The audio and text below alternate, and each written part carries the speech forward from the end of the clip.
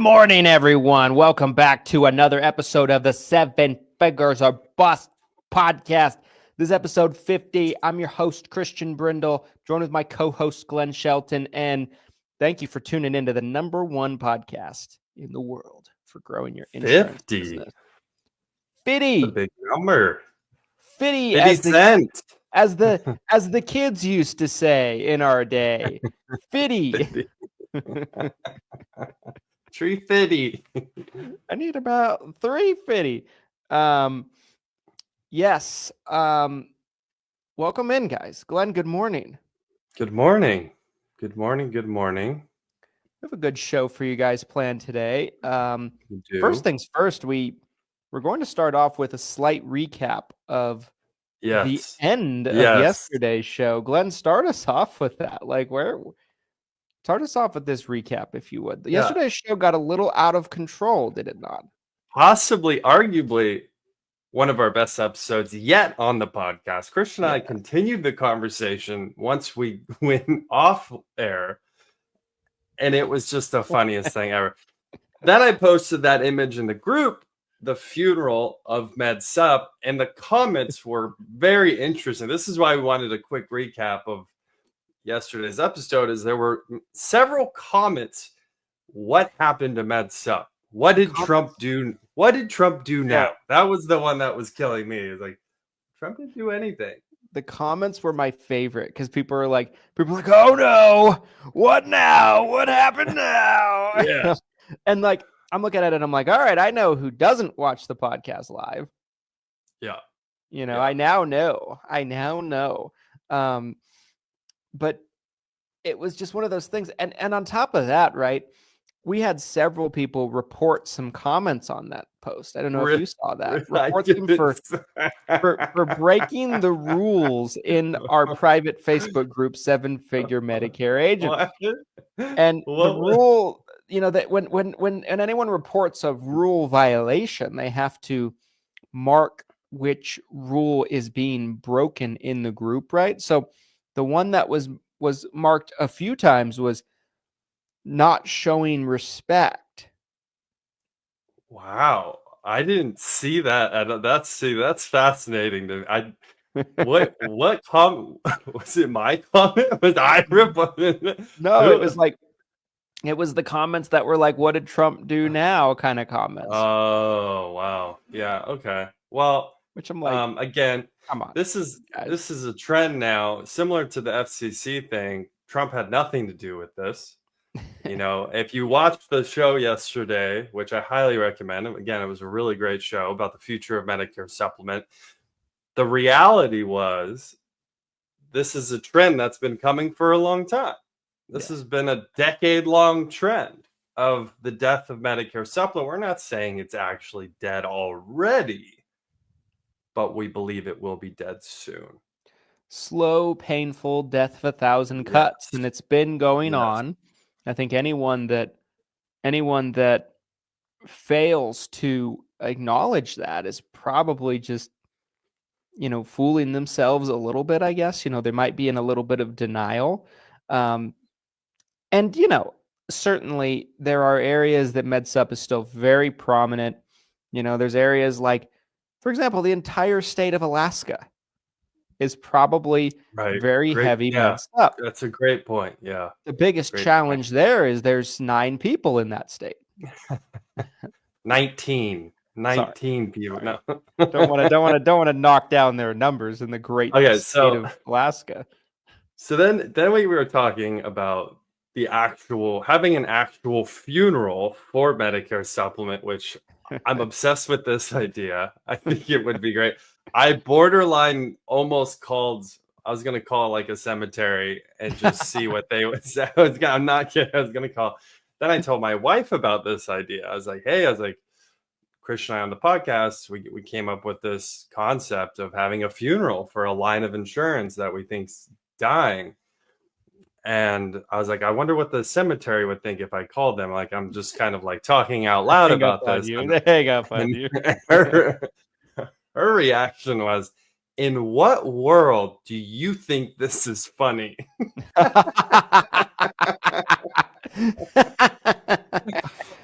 the funniest.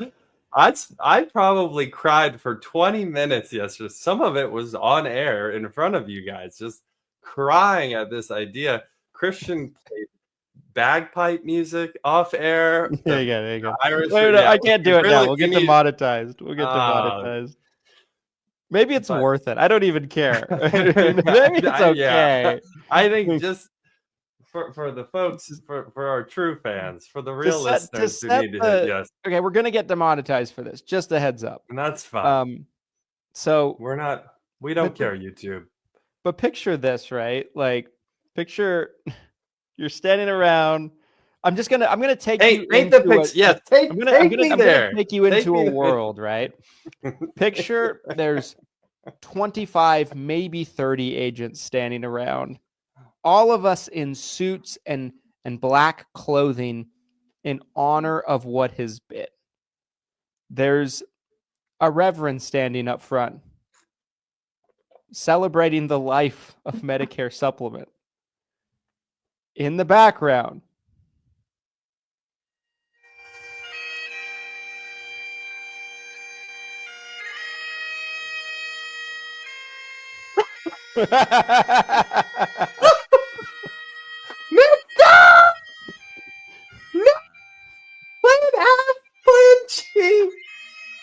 there's an empty coffin full of enrollment guides.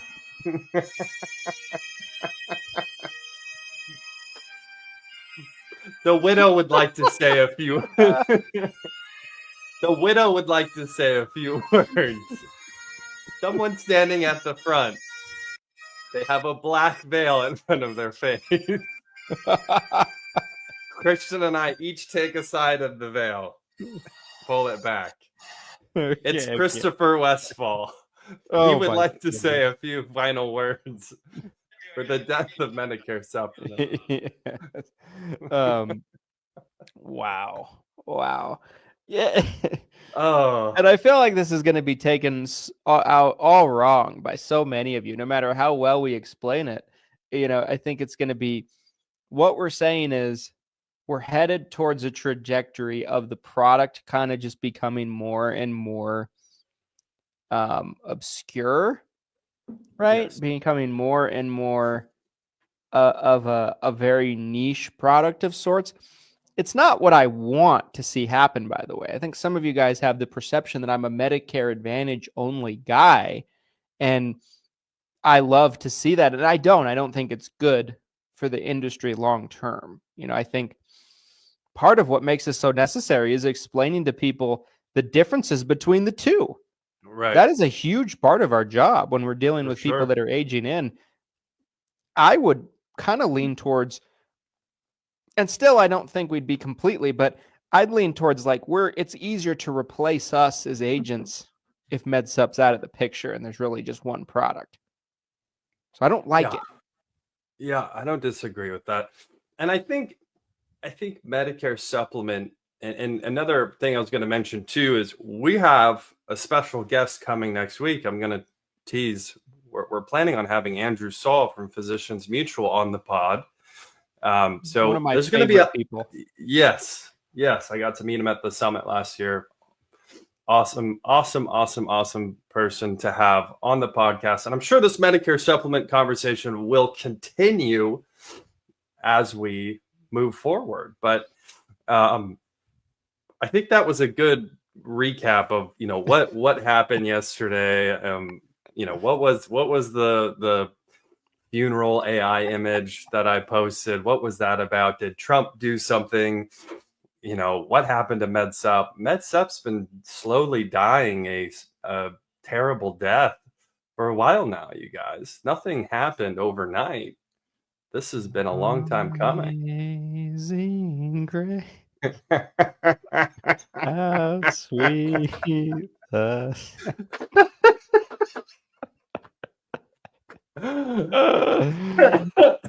we gave up our monetization on this entire episode for you guys. You're welcome. Someone said, Chris Sheridan said, Spirit Airlines could do a flyover pulling a food cart flag. Get like a smoke trail. Plan F, G, and N. Just like a smoke trail. It's just F, G, and N in like, you know, in the sky.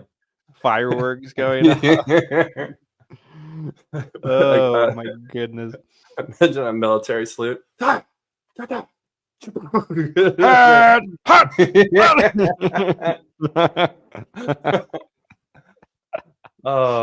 man. Oh my goodness gracious. Great episode, you guys. If we actually did that, you know how much money we'd be spending on a publicity stunt for you guys. I'm more than open to the idea. I'm in favor of this. I am in favor of this. I want to do this. I think it's a good idea. You know, I think it's a good idea. I think it's a good idea. I think it's respectable to med sup. I think you have to respect what came before, you know. That's some people might say, you know, if I'm playing devil's advocate, right? Some people might say it's premature to hold a funeral now in 2025. Well, we didn't say when we were gonna have it. You know, we didn't say when, but this is I think it has to happen. I think it has to happen here in the near future with the trend that we have going. You know, again, it's on cms.gov. I mentioned this yesterday. You don't have to take our word for it. If you want to see the data, the government's done a pretty good job of collecting this data over the years. You can plot it out on a graph. I'm sure some people already have. Pull it up on the old Google and you'll see the trend line. Medicare supplement trending down, Medicare Advantage trending up, and that's the future. That's what it seems like the future will continue to be. Yeah. Let's move into our sponsor of this episode, right? Because I'd love to save more of that conversation a little bit for Andrew. I agree. You know, I don't want to dive into it too deep after all the conversation in yesterday's episode. And we do have a banger of a topic for you guys. This is a big one. This is a big one. And it probably deserves as much time as we can allot for it. So this episode's sponsor, you guys, is brought to you by the Seven Figure Medicare Agent Summit, you guys. You guys, the Seven Figure Medicare Agent Summit is not like most events. Are you sick of being pitched, get in the room, only to be pitched to get into a smaller, more expensive room from there? Wouldn't it be nice if you went to an event and you actually got what was advertised to you to go in the first place? Well, that's exactly what you get at the Seven Figure Medicare Agent Summit. You get 2 days of jam-packed fun for one, but two, value and just overall tremendous knowledge and insight on what's going on and what's working at a big time level in the industry from this stage. Okay. We have multiple speakers this year. I believe we have 14 in total. We still have not announced them all, so there's more announcements to come on that. Guys, there's no better value of an event in 2025 than the Seven Figure Medicare Agent Summit. Make sure to get your tickets. It won't surprise me if over the next couple of months, the event is completely sold out and you can't come. Sorry, guys. Last year, there was somebody that literally showed up at the summit after we were sold out. Oh, I remember this. Pleading with our team. I remember this. This buy a ticket. True. This is a true story. And I was shocked by this. We were able to find one more chair and allow him to buy a ticket basically at the gate. And if even a second person had done that, we would have to turn them away. They'd have to wait in the lobby or something like that, right? Like, so get your tickets now while you can. You might not get another opportunity. Be at the summit in June 2025, Salt Lake City. Also, sponsorship opportunities are available. This is going to be a big event. Most likely 400 plus agents coming together to network. If you are looking to get in front of one of the best audiences, in my opinion, in 2025, this is a great time to do it. So check it out. SevenFigureMedicareAgentSummit.com. Love it. Okay. Let us shift gears into the main topic this morning, and that is, man, we teased it a little bit on yesterday's episode if you were watching and you tuned into that one, but no-call ACA conversation. Okay, so I'm trying to even really wrap my mind around where we begin with this specific topic, but I think like most great big topics, we probably should start at the beginning, don't you think? Yeah, did you see though? did you see the Joe Rogan ACA ads? Didn't we talk? I ever did. I don't know if I ever saw them. Someone, and it's one of those things where it's like, I don't know who created these ads. I would love to find it. I'm not going to spend a bunch of time right now trying to find this ad, but I saw this ad. This ad was shared with me. Someone had taken like clips of Joe Rogan. There was some like AI spliced into it, but the whole pitch was right in line with these ACA no call leads. And like, as bad as it is already, now you're taking like this fake spokesperson, right? Joe Rogan wasn't actually talking about ACA. They were just like, stealing clips of him talking.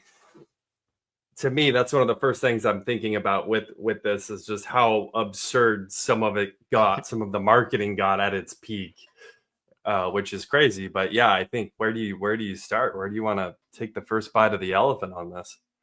Well, first off, for anybody that's not aware of what even we're talking about when we say no call ACA, define it.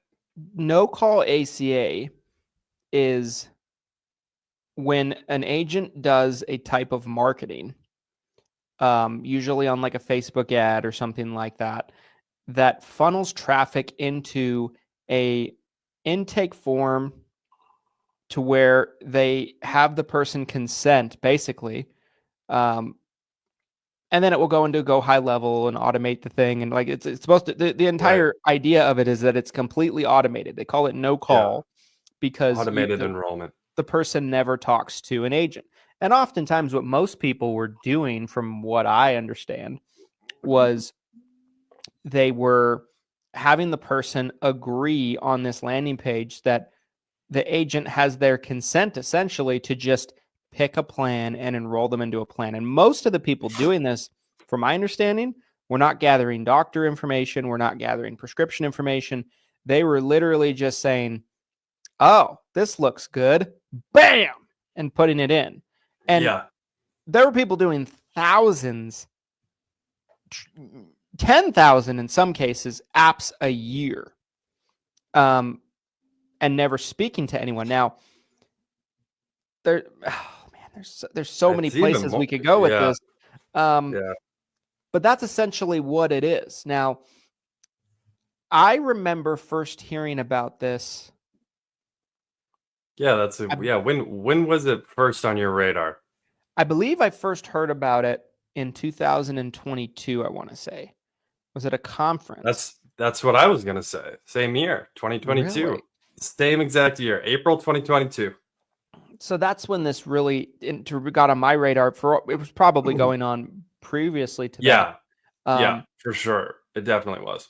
And it started to get more and more mainstream. It got to the point where a couple of years ago, I found myself in a position where I was like, should we be doing this? I didn't really understand exactly at first how it was being done. I'm like, should we be doing this? Because there are people writing tons of apps and everything like that.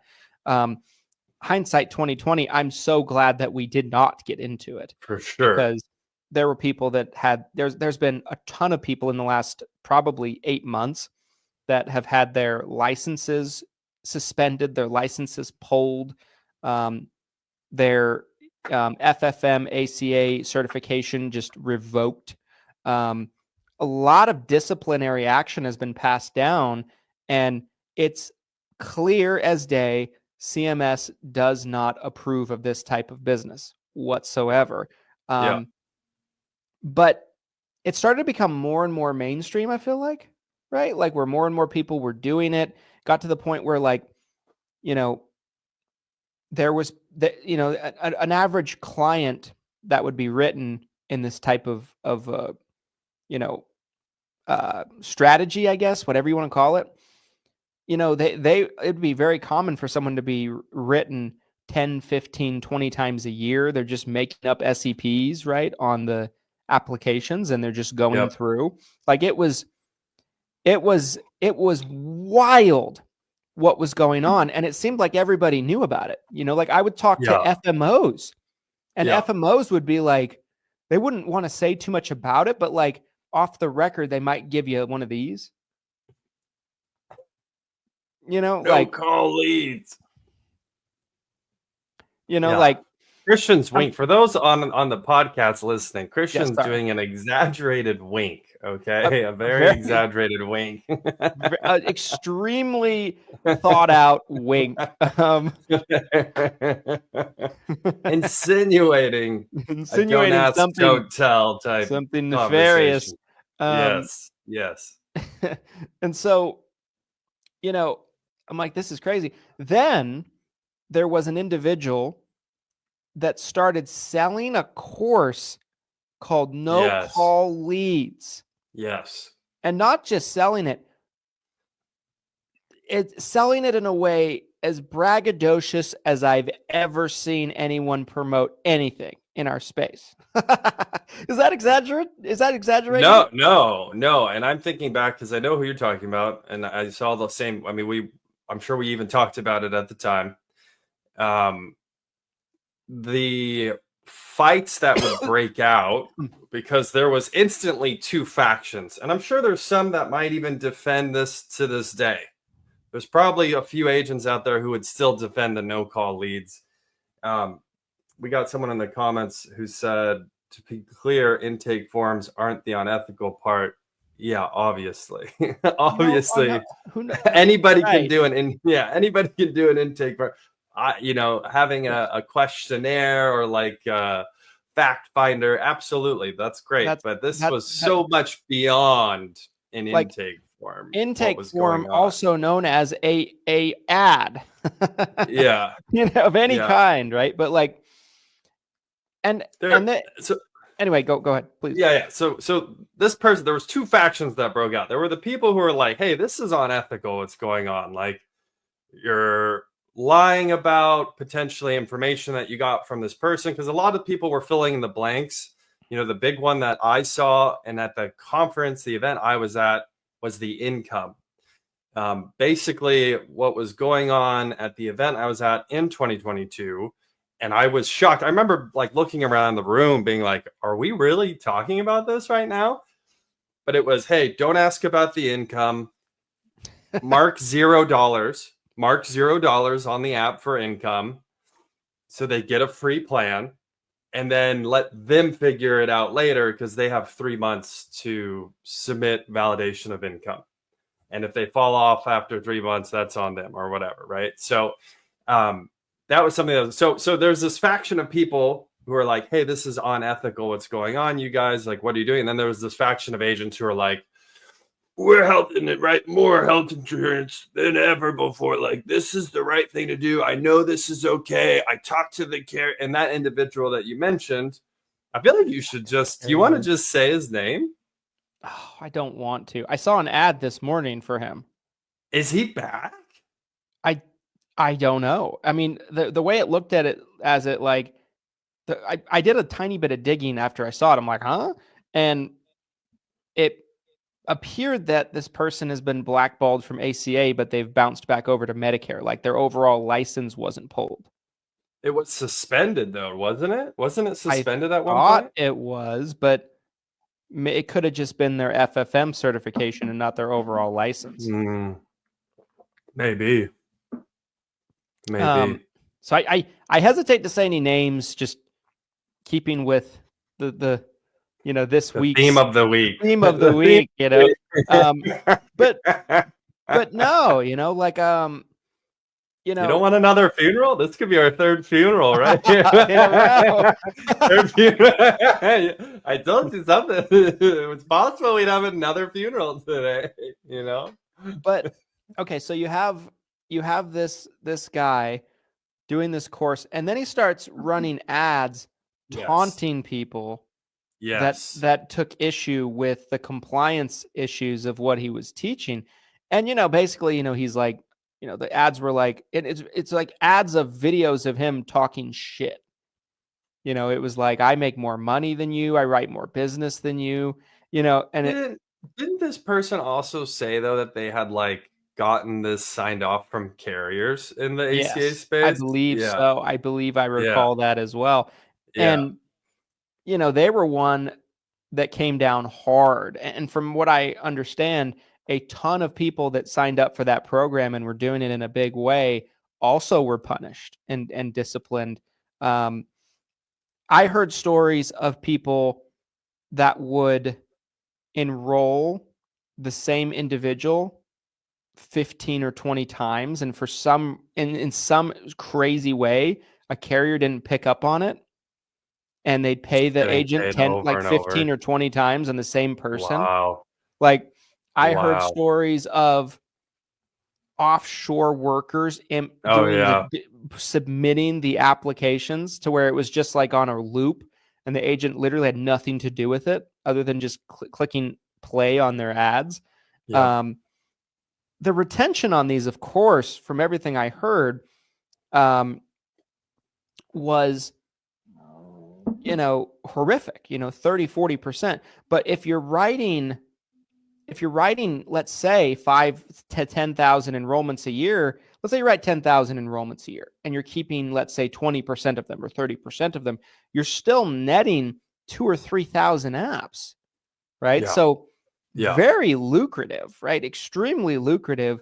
But this was being done at scale. I heard numbers much bigger than that even as right. well. Yeah. Right. Tens of thousands of apps, 100,000 apps. And I want to touch on what Christian just said. So Christian mentioned overseas workers like submitting these apps. I heard there were call centers overseas or companies overseas that not only were they not getting any information or consent from the consumer, but that they were just taking basically a list of names and checking healthcare.gov, like just submitting the name and seeing if they could push through an app, like just with as little information as they could get their hands on. That's when and when I'm hearing about levels of abuse like that, I was like, oh my gosh, this is insane. Like, this is going to get regulated to hell. That was my first thought when I'm hearing this. Yeah. And I think, that's also kind of, what my thoughts were. I thought from the beginning, I'm like, there's no way this doesn't come down with a hammer. Right. With a vengeance of sorts. There's just no way. I remember thinking that. And of course, that's what we got, right? So what CMS did was they passed some rulings that required a couple of things. They passed down basically an ACA scope. The scope was something that the person had to fill out. That was the first thing I remember them doing. Yep. Basically, it was something the person had to fill out, stating that, they give permission for the agent to work with them or that kind of thing. But of course, that was easily able to be found out and added to these intake forms, right? That was easy to get around. What made it hard to get around was they changed the rules up to where if someone already has an agent of record with the marketplace and you submit another application for them, in the past, it was as easy as just submitting a new app and then you're the AOR.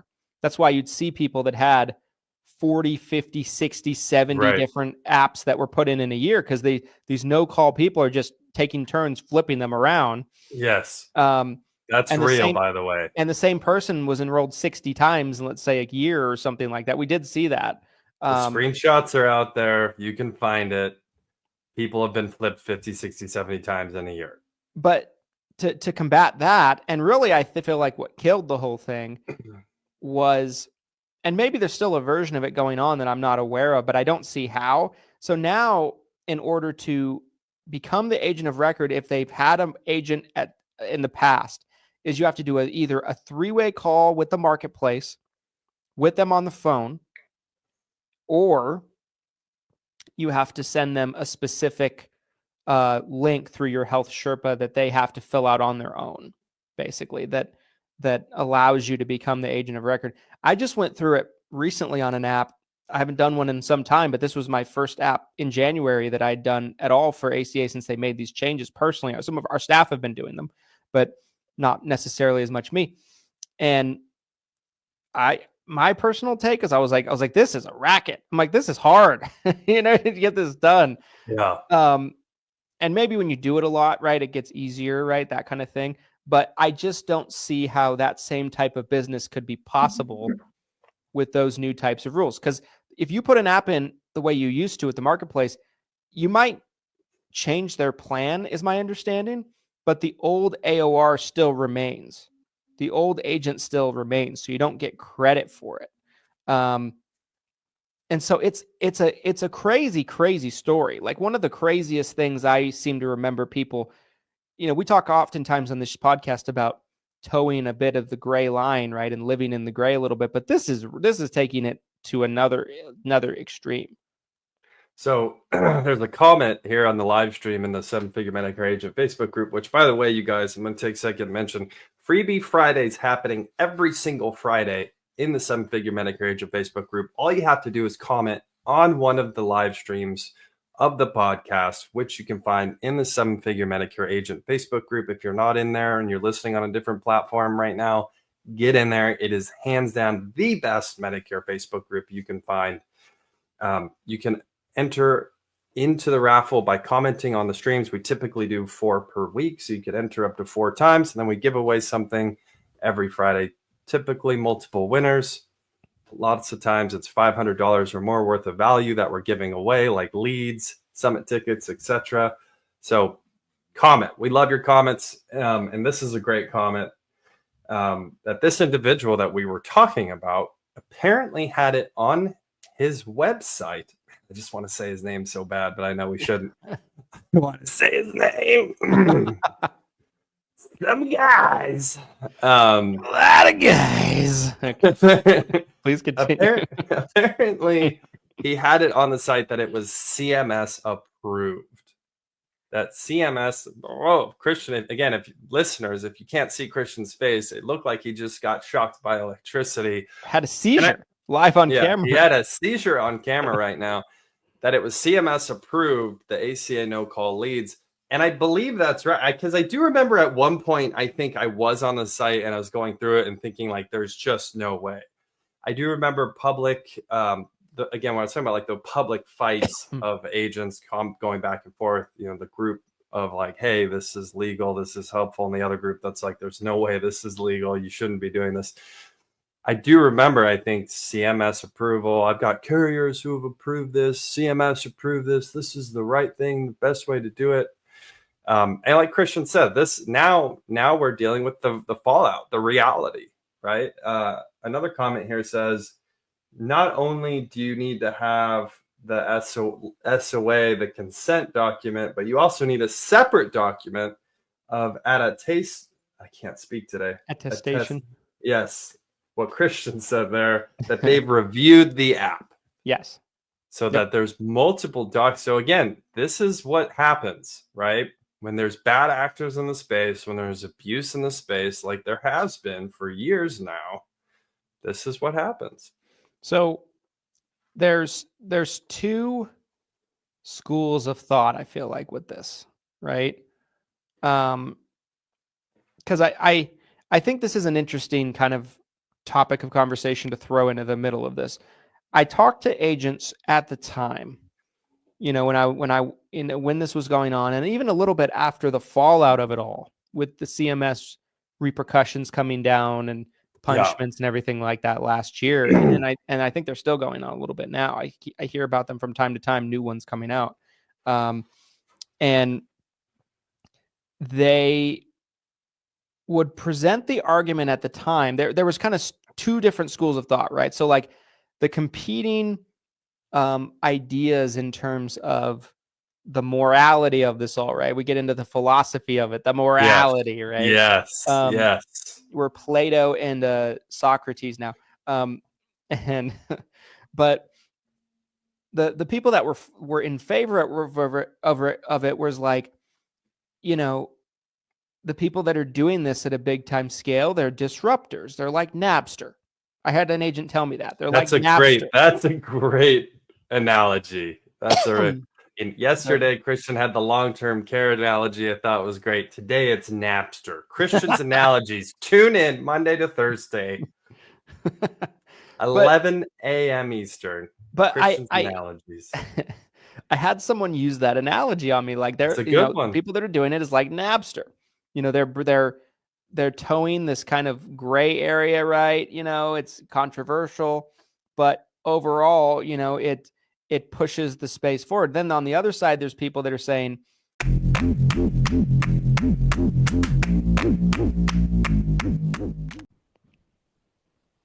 this episode of the 7 Figures or Bust podcast is brought to you by the 7 Figure Medicare Agent Summit. Guys, it is a fact that getting around other people that are chasing the same ambitions and destinations in their business as you is a great thing, and it can propel your business years ahead than not getting around people and networking and going to live events. The 7 Figure Medicare Agent Summit is the premier event. Every year we hear year after year after year that it is the event that has the best content. So many events nowadays, they do a lot of pitching from the stage. They're really just there to sell you things. And if nothing more than that, they're just a bunch of vendors put together and they're just nothing but networking. There's no content. The summit is the best of both worlds, you guys. The summit puts together great, fantastic speakers from all ends of the industry, and also get you in a room with like-minded individuals from all over the country that are trying to build their business just like you. The summit this year is taking place in Salt Lake City from June 22nd to 24th at the Hilton Hotel. We still have tickets available. We'd love to have you come out for the event. We are over 50% sold out at the time of recording this, but get your ticket now while you can. This event will sell out, and we'd love to see you there in Salt Lake City.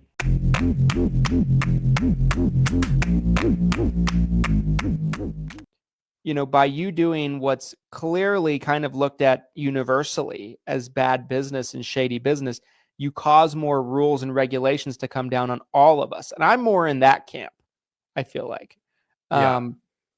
Because we've seen it time and time again on the Medicare side, right? Like certain organizations or certain people take something and they will, exploit it in an unprecedented way. And then we all end up getting the screws tightened on all of us, right? And we all get shackled in a different way. Yeah. And I hate that. I think that's bullshit, right? Yeah. And that's why I've always never been kind of shy to call people out about this. I think we might have discussed this a little bit on yesterday's show. I can't remember if it was off camera or on camera, but I was so close to putting out a video. This was on individual. This was on. This was on camera. That's right. This was on. Yeah, you could have broke the story back in 2022. I could have. It was so in your face, like it was so bold of a thing to put out. I was nervous about getting sued at the time, right? Like, do you think you can like clip some of it and share clips of it? I remember it vividly. I remember being like, whoa, this is a hit piece. Let's go. Yeah. This is, but again, this wasn't just like a hit piece in the sense of, I don't like this agent, I don't like this agency, or I'm trying to steal their business. This was, hey, I think this is unethical, which clearly the way this has all played out, I think Christian was right. And clearly it seems like CMS agrees, right? This isn't right. You need consent before you can write someone's health insurance application. Pretty simple, right? Simple. And not just consent, right? Like CMS wants a good client experience all around in an application process, right? So they don't want you never talking to the person. They don't want you not checking their doctors. They don't want you not running prescription comparisons, all of that. Just, like we have clients right now that are on ACA plans that have cancer. You know what I mean? Like, can you imagine if you're on cancer and someone throws you onto a plan and like your cancer, you need to go to a certain cancer specialty hospital and you can't. It's out of network. Sir, your plans changed 32 times in the last week. Yeah. Sir, your medication's not approved anymore. This card you have was 32 times ago, sir.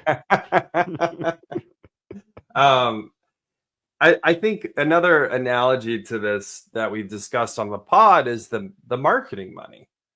Mm-hmm. You know, the marketing money was being flaunted and abused by, you know, a relatively small group of individuals. It wasn't that everybody was necessarily flaunting it and abusing it and you know, misspending it, or hey, I'm going to go get a new car, blah blah blah. Like, but there were a few individuals who were very loud, who got a lot of money and said, I can spend this marketing money however I want. And in my opinion, there's a very clear line from that type of behavior to what happened with regulations that, you know, have either already come or are being proposed, and potential future changes.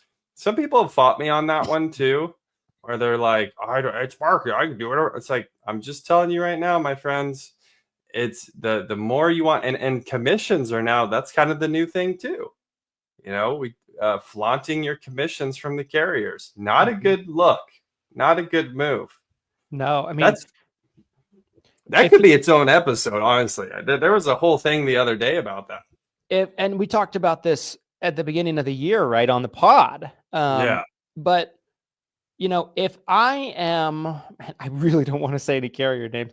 If I am Gangrene, ooh, or if I am Together Healthcare, very together, you know, am I loving an agent posting on a public forum, not even a Facebook group or a private forum, but like publicly, a screenshot of like the big fat deposits coming from their names? What kind of message does that send to people that aren't even in the industry, that don't even understand what's going on with that, right? Like, you think about the scrutiny that some of these carriers have been under, especially as of late, right? With the whole United Healthcare situation, right? With, you know, the CEO assassination and everything like that.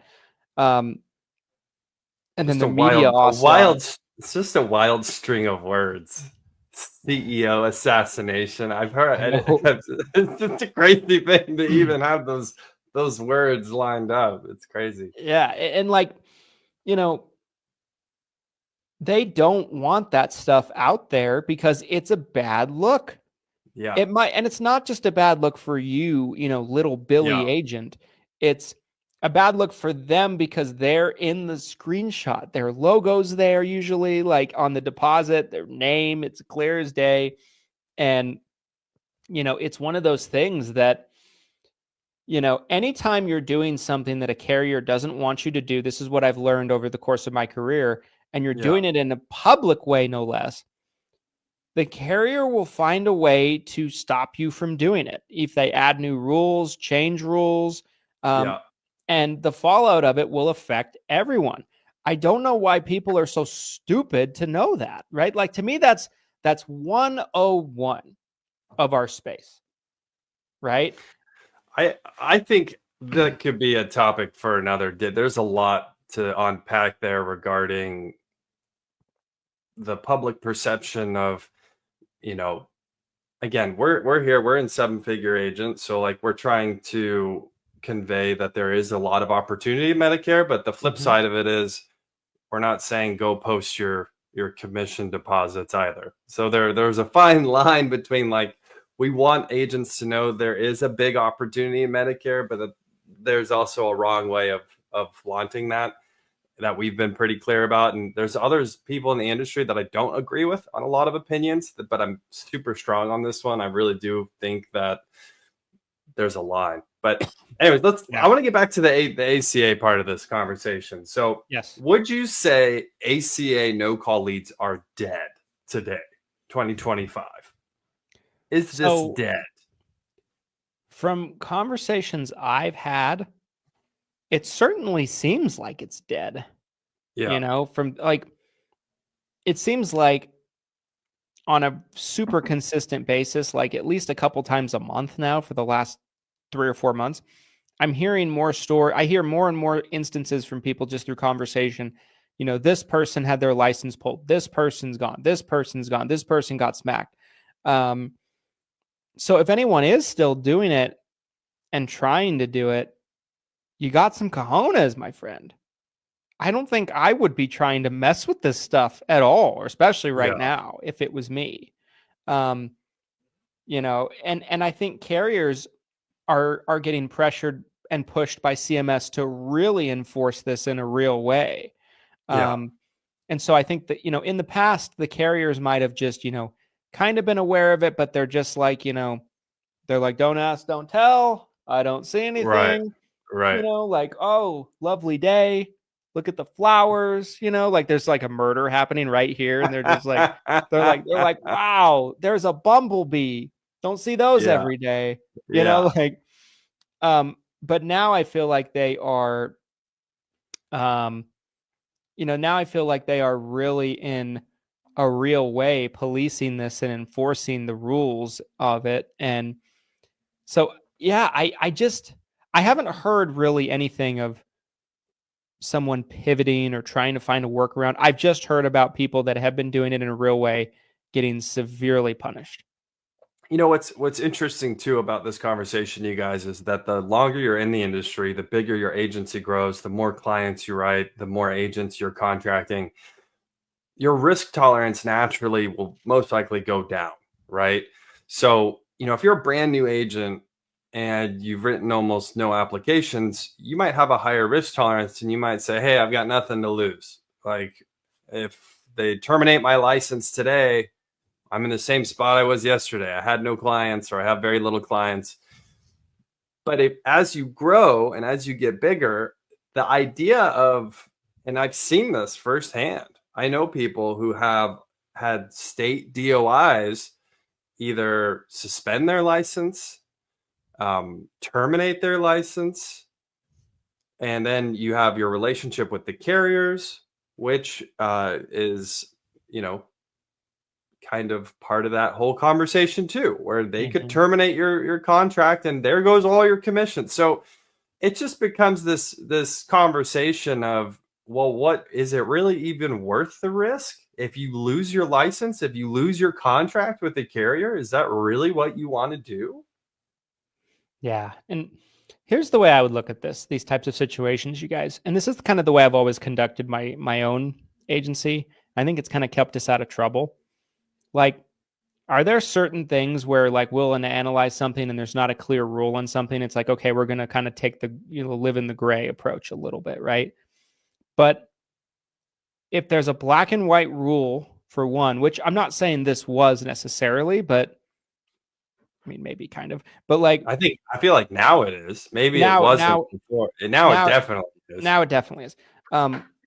But if there is a black and white rule, like it's clear, don't do this, do everything you can to follow those rules. But if there is something that's a gray area, my approach has always been, is by doing this, are we helping or hurting the client?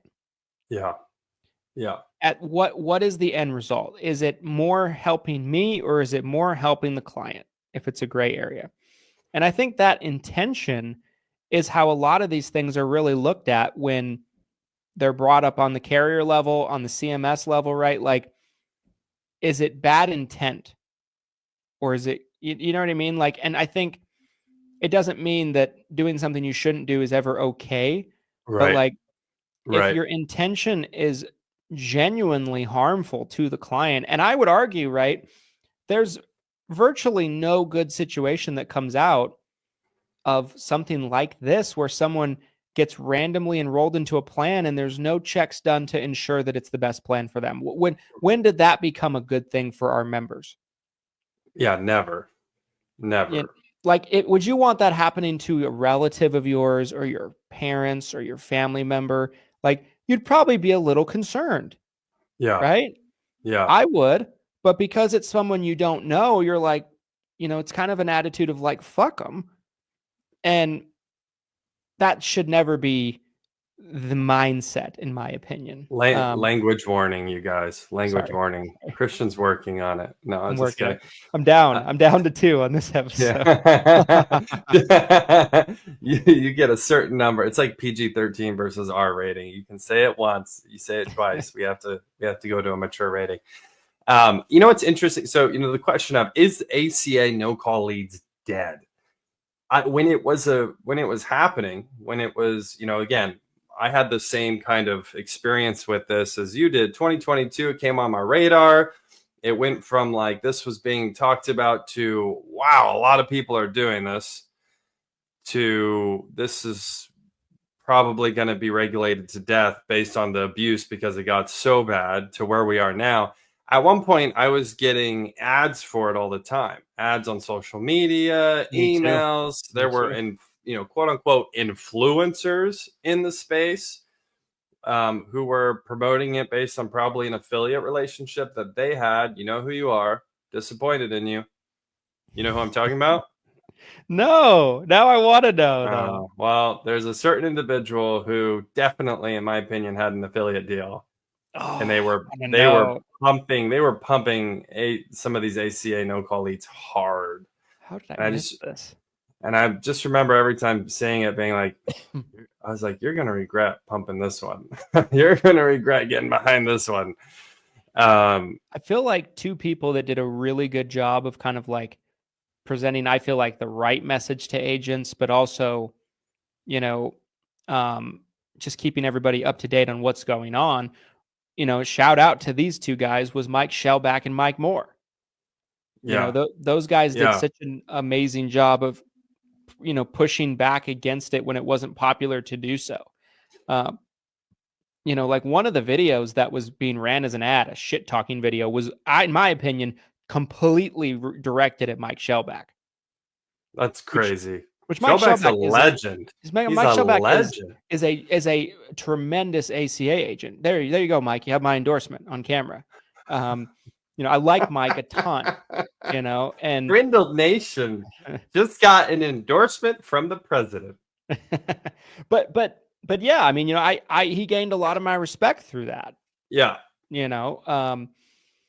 And it was definitely in the heat of the fire. Somebody also brought up in the comments on the Facebook group live of the podcast today, another point that it's such a good one, that another harmful area to the client is, they will receive tax credits and that they really shouldn't have gotten, and then they have to pay it back later the following year in their taxes, right? Like that can be devastating for someone. Oh, for sure. Especially low income individuals. It was just kind of looked at as like, this product doesn't really matter. It's not super important, and there's not a lot of rules, and the enrollment doesn't really matter. As long as we get someone on a plan, that's all that matters. And I think we all know that that's not true, especially with health insurance. There's so many variables that affect a person's plan of choice, and it always just made me feel a little weird. Like I said, I started looking into it because I started wondering, I'm like, should we be doing this too? Is there but in my mind, I was thinking, I'm like, maybe there's a way they're getting the meds and they're getting the doctors, like it's all automated in that way. But most of the people that I knew of weren't doing that. They were just like 99% was not getting anything, but like the bare minimum to get this submitted and pushed through. That was my understanding. Yeah. It was such a crazy situation overall. I mean, I don't want to go too hard on this person that was doing the no-call course and and everything like that. Well, the reality though is it wasn't just one. There was a few individuals who were really pushing and promote. The person that we keep referencing, I feel like public, right? Maybe he was the loudest. Right. Yeah. Maybe he was the loudest. So he is getting credit, I think, from a lot of people, including us right now, for being like the godfather of ACE. But the reality is there was a bunch of different people doing it, bunch of different people promoting it. I mentioned a quote unquote influencer who probably had an affiliate deal and was pumping it hard to their audience. So, yeah, I mean, if you got away with it, and you didn't get your license, pulled, or you didn't get in trouble, or carriers contracted again, we saw people in the Medicare space getting in trouble for what they did on the ACA side. Yeah. So, that's the sort of stuff where Christian and I were super happy we never touched this. But, I heard several big carriers that do ACA and Medicare Advantage taking the stance of, if we terminate you on the ACA side for this, we're going to terminate you on all of our product lines. Yep. And so, yeah, I mean, and certainly, right, like there were, that individual was not the biggest, but the loudest. I think that's the best representation of it all. Yeah. But yeah, absolutely insane. And if you've ever wondered why we have some of the rules now in ACA, if you're just getting into the space, there you go. There's your history lesson, because we didn't have any of those rules 2 years ago. And we have them now as a direct result to a lot of these people that just, in my opinion, created just a horrifically all-time historical bad experience for the members, which sucks. Class dismissed. You've been educated. You've been educated, people. You've been educated right here on the pod. Let's move into final thoughts on this topic. Yes. Another good show, man. The shows this week have just been bangers, you guys. I hope you appreciate what you're watching, right? Like, I mean, if you could go back and watch Led Zeppelin in their prime, would you? If you could go back and watch the 96 Bulls, would you? I'm kidding, of course. But the shows have been great this week. Yes. Yes. Not that any of them were bad previously, but just particularly great topics this week, all in all, so far. Glenn, final thoughts on no-call ACAs in the overall podcast. Another funeral today, you guys. Our third one this week. I mentioned this to Christian yesterday offline. If you know the meme of the Grim Reaper going into the door and then coming out, there's blood on the door, there's a blood trail. This, in my opinion, was the third funeral that we've had with the death of no-call ACA leads, and probably my happiest of the three funerals. Was very sad yesterday about MedSup. MedSup has a special place in my heart, but the death of no-call ACA leads is a party for me personally. Let's get the booze out. Let's get the DJ going. Super excited. Super excited to see this one go. I was never a fan from the beginning. It bothered me. If any of you are still doing it now, get out while you can before the building completely collapses on you. I'm not aware of how you could necessarily be doing it the way it was being done before. But I think if there was really one thing as a final thought that I would hang out there for you guys, it's what Christian said earlier. It's, if you find, because there's going to be more of this in the future. We talked about AI yesterday, how it's going to be there's going to be beneficiaries and consumers being exploited. And if you're trying to figure out, is this something I should be doing or I shouldn't be doing? Is it helping or harming the beneficiary? That's your filter. That's what you need to understand when stuff like this comes up, because I'm sure there will be more. There will be more of no-call leads, whatever bullshit, the industry is trying to filter out, and it takes time. Is this helping or harming the consumer? That's your filter that you really need to go by. Mr. Brindle, president of Brindle Nation. Final thoughts on today's episode, the truth about no-call ACA leads. Yeah, guys. Great topic for episode 50. And yeah, guys, I mean, I agree with everything that Glenn said. I think that, it's a cautionary tale, right? I'm sure there's a lot of people that did end up losing their entire businesses that regret getting involved in it. There's a lot of people that got spanked. A lot of people. A lot of people you probably didn't even know, who were just kind of, moving in the shadows with all of this kind of stuff, right? you all hear about the people publicly that were publicly kind of flaunting what they were doing, but there's a lot of people behind the scenes that really got slapped as well. So, just conduct your business in a good way. I think a really good telltale sign is always going to be if I was enrolling my family member this way, or if I was enrolling, my parent this way, or my brother or my sister, any person that you care about deeply, would I be okay with that, or would I do it differently? And so appreciate you guys watching all the way to the end. If you enjoyed this episode, make sure to comment on any platform that allows you to do so. YouTube is a great example. The Facebook Live is a good example in the Facebook group. Hashtag Team Replay. If you're listening on a platform that allows you to do so, make sure to subscribe, leave us a 5-star review like Apple Podcasts. We would certainly appreciate that. And we'll see you guys with tomorrow's episode 51 on Thursday, 7 Figures or Bust podcast. We'll see you guys next time. Here's to your massive success. Thanks for watching.